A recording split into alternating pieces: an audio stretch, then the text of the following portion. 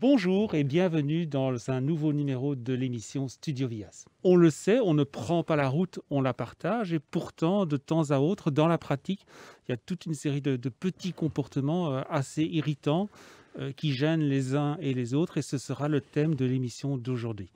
Alors, pour ce thème, nous avons le plaisir d'accueillir aujourd'hui le ministre fédéral de la Mobilité, M. Gilles Quinet. Bonjour. Bonjour, merci de l'invitation.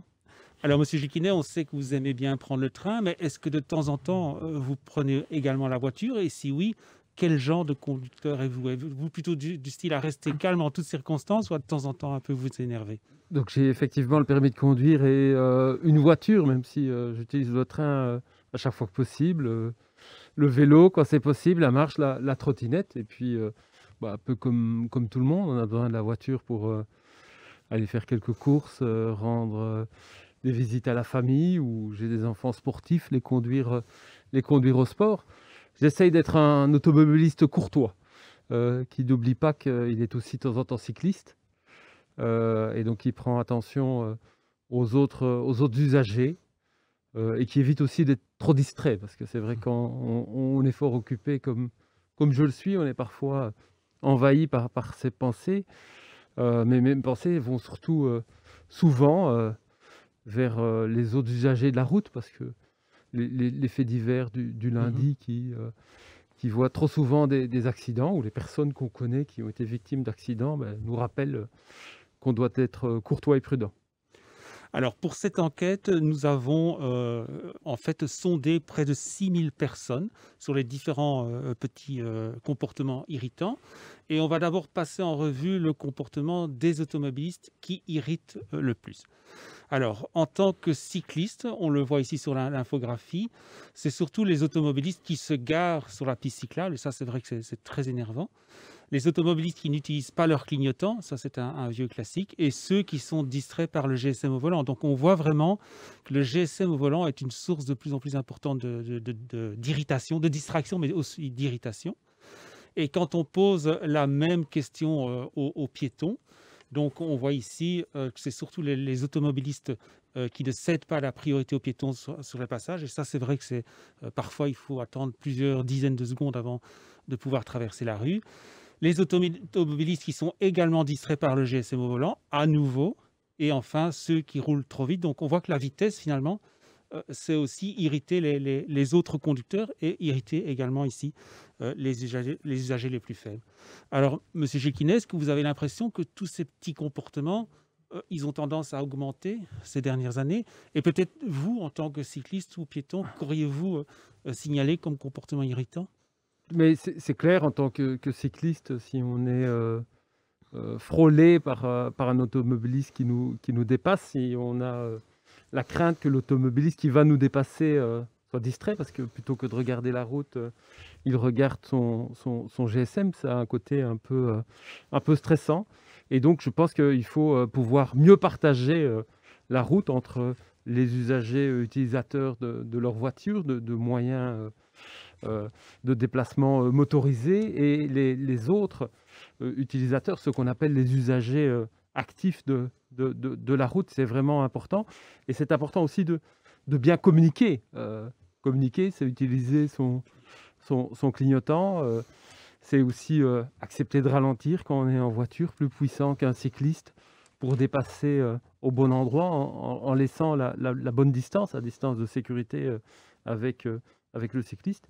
Et c'est pour ça que je trouve important, et c'est de plus en plus le cas, peut-être encore plus avec le Covid, que chacun puisse utiliser différents moyens de transport. Parce que quand on est cycliste en jour, on le reste, y compris quand on est ponctuellement automobiliste, et on peut mieux prendre en compte le risque encouru par le cycliste, ou le sentiment d'insécurité qui peut être généré par le fait d'être frôlé, ou de ne pas se sentir respecté par un automobiliste distrait.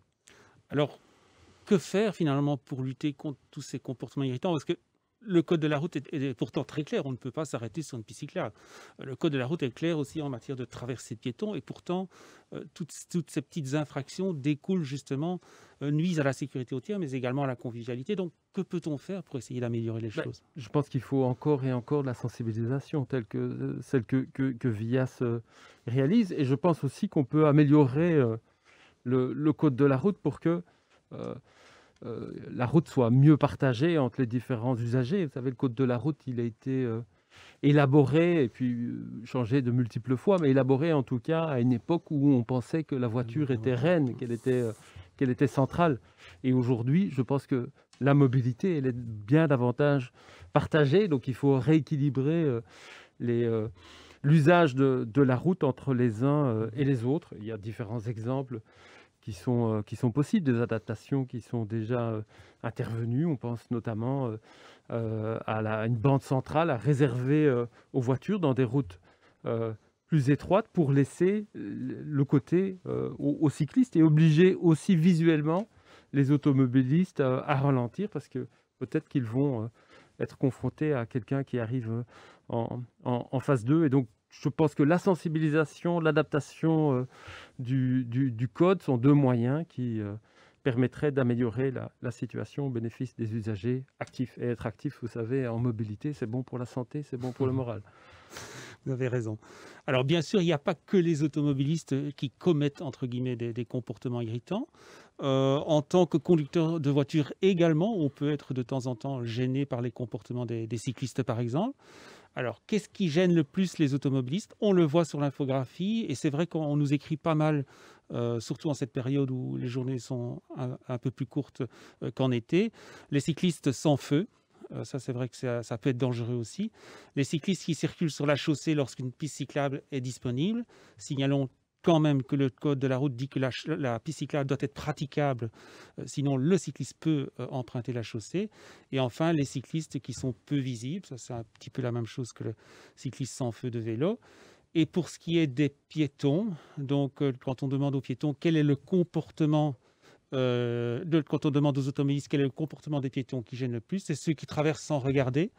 C'est vrai que ça peut être très dangereux aussi, qui traversent à un feu rouge, et ceux qui traversent à un autre endroit qu'un passage pour piétons qui est pourtant proche. Et donc, le code de la route a été modifié récemment et maintenant, vous devez emprunter le passage pour piétons qui se situe à moins de 20 mètres. Alors, Monsieur le ministre, on a un peu l'impression que ces derniers mois, on oppose de plus en plus les usagers les uns aux autres. Il y a une espèce de polarisation. Qu'en pensez-vous en fait? Comment pourrait-on éviter sans cesse d'opposer cyclistes et automobilistes ou piétons et automobilistes? Ou parfois cyclistes et piétons, hein. Je pense qu'on est dans un contexte de société, hein. Maintenant, le contexte, c'est le Covid, l'enfermement, etc., où la patience des uns et des autres a été un peu mise à mal, hein, et que donc toute irritation supplémentaire génère peut-être de l'énervement, et l'énervement n'est pas de bons conseils dans la vie. Il faut de la cordialité et du respect. Et donc, je pense que, dès que vous l'avez cité, des infrastructures de meilleure qualité pour les cyclistes, de façon à ce qu'ils puissent se déplacer de façon sécurisée, indépendamment des voitures, c'est un premier principe qui est important. On a vu ici à Bruxelles, avec le Covid, qu'on a réservé des bandes aux usagers actifs qui leur permettent de se déplacer en sécurité sans gêner les autres usagers de la route. Et ça, c'est vraiment une opportunité. Et puis, je pense, comme je l'ai dit, que si le code de la route est refondu, et donc y compris dans les apprentissages qui permettent d'accéder au permis de conduire, pour bien expliquer dès le moment de l'apprentissage de la conduite automobile que le respect de la sécurité des cyclistes et des autres usagers actifs est fondamental, je pense qu'on pourra arriver à une situation où parce on tient le volant et on agite le changement de vitesse d'une voiture à propulsion. On n'est pas les rois de la route, on partage la route, on respecte les autres usagers. Et notre liberté d'automobiliste ou de cycliste ou de piéton s'arrête là où on met la vie des autres ou la sécurité des autres en danger. C'est un principe vraiment important à respecter et à mettre en tête de chacune et de chacun.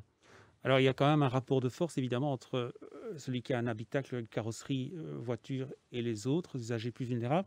Mais néanmoins, est-ce qu'il ne faudrait pas plus de contrôle, peut-être, pour justement sanctionner tous ces petits comportements, également des piétons, des cyclistes, qui non seulement sont irritants, mais en plus peuvent être dangereux. Quand vous avez un piéton qui se jette sur le passage, ça fait peur, mais ça, c'est très dangereux, évidemment.